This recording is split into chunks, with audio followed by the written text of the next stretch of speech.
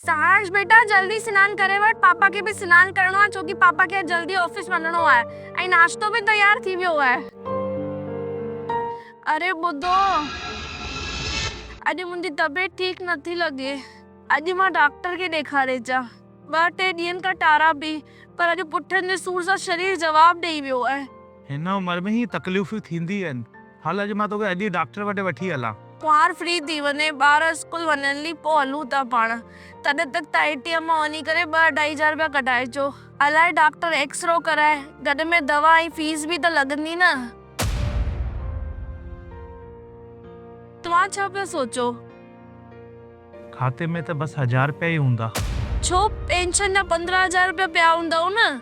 हुआ त सही, पर बिजली जो बिल आयो त हू भरे आयसि। वरी सौदो वठण वियसि त उनखे ऑनलाइन पेमेंट करे ॾी आयसि। वरी कुआर भाॼी बुतियूं घुरायूं त हुननि खे ॾी आयसि, तॾहिं ख़त्म थी पिया। कुछ त पाण वटि रखो आ, छो कयो ऑनलाइन पेमेंट? पाणे करेव न राजू। छो तो वटि भी त 3000 पिया हूंदा न। मां पुठे महीने पेंशन में बचाए तोखे 3000 रुपया ॾिना न। मां भी ख़र्च करे छॾिया। ख़र्च करे छॾी? किथे? कुंवार जो जन्म ॾींहुं हुनखे वॻो वठी ॾिनो। ॿारनि चयो मम्मी खे सरप्राइज़ ॾियणो त हुननि खे केक ऐं खाइण पीअण जो सामान वठी ॾिनो। तंहिंमें सॼा ख़र्च थी विया। हाल मां राजू का पैसा तो वठांसि, ठीकु आहे? ॿुधो, कुंवार खे ख़र्चे वर्चे जो कुछ न चइजो, न त मन ते खणी वठंदी ऐं घर जो माहौल ख़राब थी वेंदो। ठीकु आहे।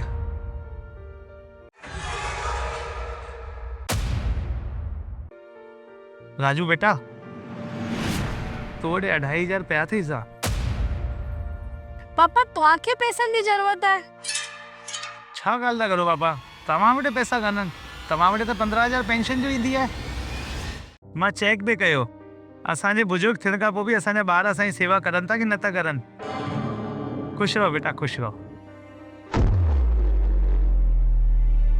कुछ भी कान तो, जेकी पेंशन मिले थी धीअर हुनजे पुठियां लुटाए था छॾनि।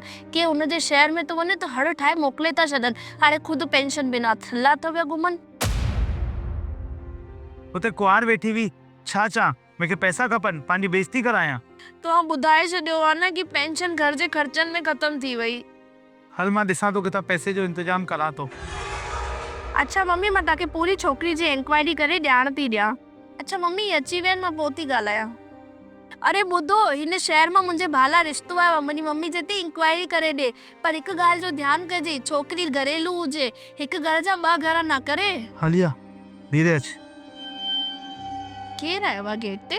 डॉक्टर चयो अथई पूरे ॾींहुं आराम कर, 4-6 ॾींहं फ़र्क़ु अची वेंदई।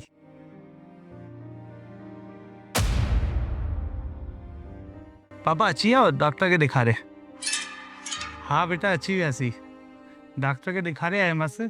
डॉक्टर चई थोड़ी हड्डी मुड़ी वई अथसि। 2-4 ॾींहं बेड रेस्ट करणी ऐं दवा वठणी, ठीक थी वेंदी।